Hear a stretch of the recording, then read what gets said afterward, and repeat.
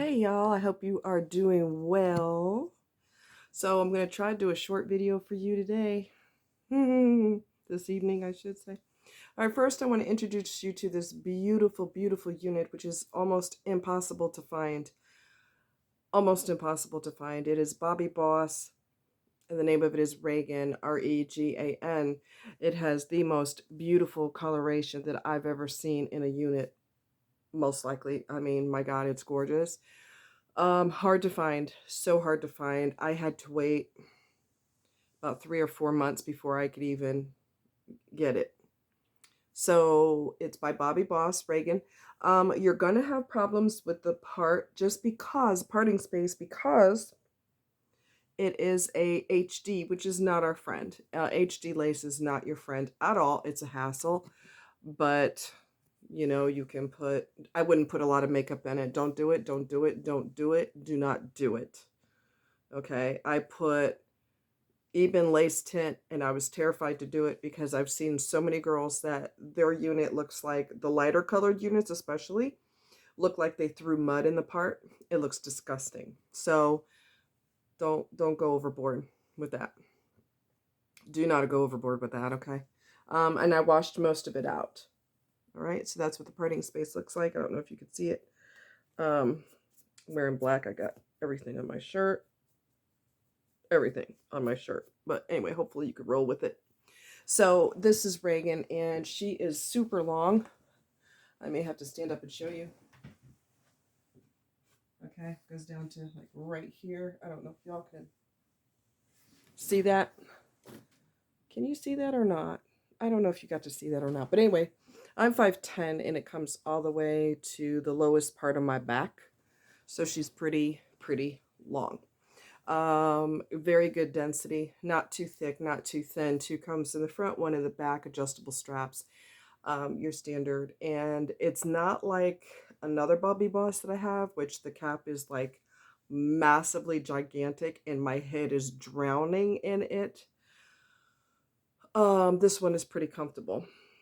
A little teeny bit of space in there, but pretty comfortable. And I've got a 22-inch size head, so I've got an average size head. But the coloration is stunning. Absolutely stunning. And it's called ttrosemary, which is two-tone rosemary. The prettiest unit I think I've ever seen in a really long time. Honestly, the coloration is just the bomb. Please be patient. Please wait a couple of months. Some sites give you the opportunity to it'll say out of stock, and then it'll say notify me underneath. Some sites will let you you tell them to ask them to notify you, and they will send you an email when it's back in stock. So if you can do that, that would be good. Very hard to find, but worth everything. She's freaking stunning. Okay, I mean, my God, beautiful. So anyway, let's move on. I'm just really blessed to have her, but I hope to God you guys can have her too. There's Devon, which is also in this coloration. There's another unit called Rose Rain, which is similar to this coloration, but I don't remember the name of the unit.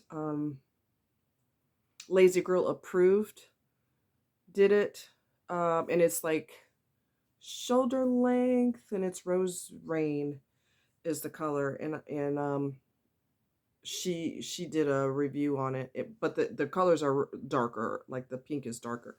So yeah, this is a pale pink that blends really softly and gently into a burgundy. Okay, I think I've told you everything. Yeah, so I think it would be big head friendly too. If you've got a larger size dome, I think it would work for you, but it works comfortably for me, and I'm only, like I said, average size head. All right, let's move on. So, okay. How soon do you get discarded? Or when does the discard start to happen if you're involved with a narcissist? To be quite honest with you, I think it starts right away. Because they have their children, their adult children, their toddlers, basically. So their attention span is about that big. And they're either cheating already when they're involved with you, or they're going to start cheating while they're with you, or they're going to entice you to be into threesomes with them or more, because it feeds their ego. It is not uncommon for narcs to be bisexual. That's not uncommon. it's all about pleasure. What will feed their ego, and they'll take it from whoever and whatever they can get it from. It does not matter. Okay. So if you think of the discard when you're with a narc, I want you to think about when you get a cab or an Uber or a Lyft, and the meter starts as soon as your butt hits the seat. Okay.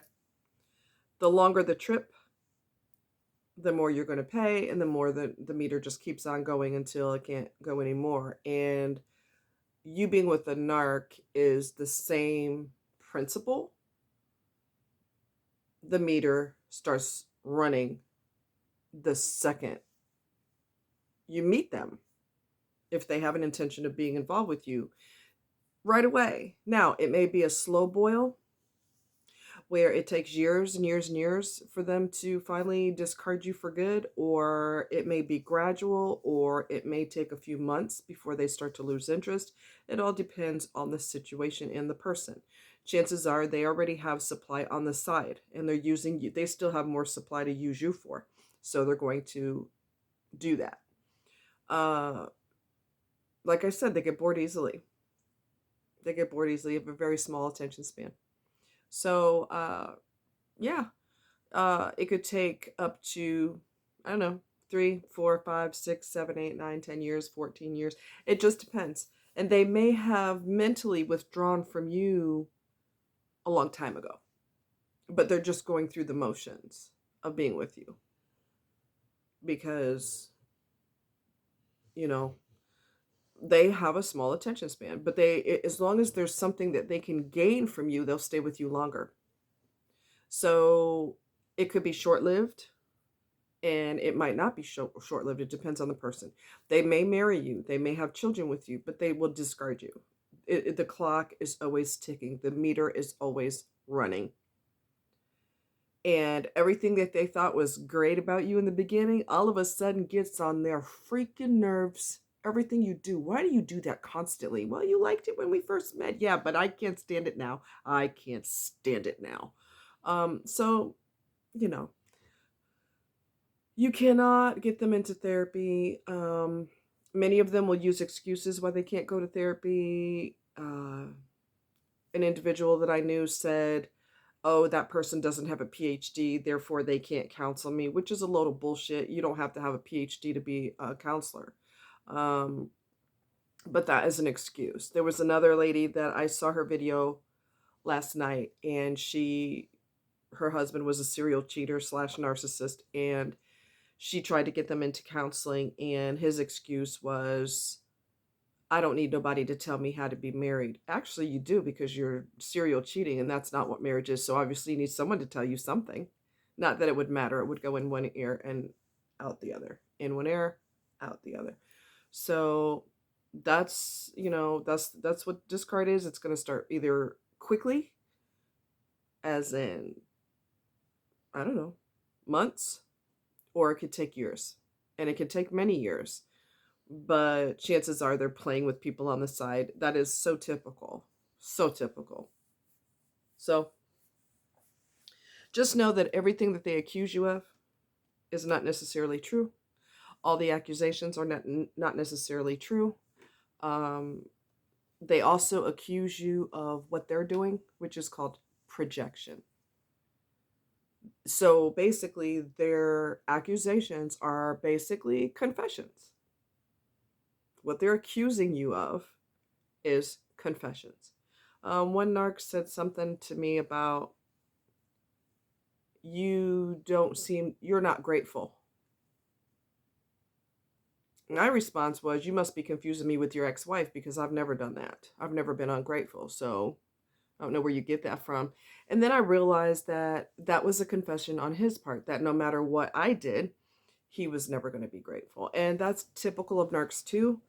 A lot of times when their relationship falls flat, so-called relationship is really a manipulationship.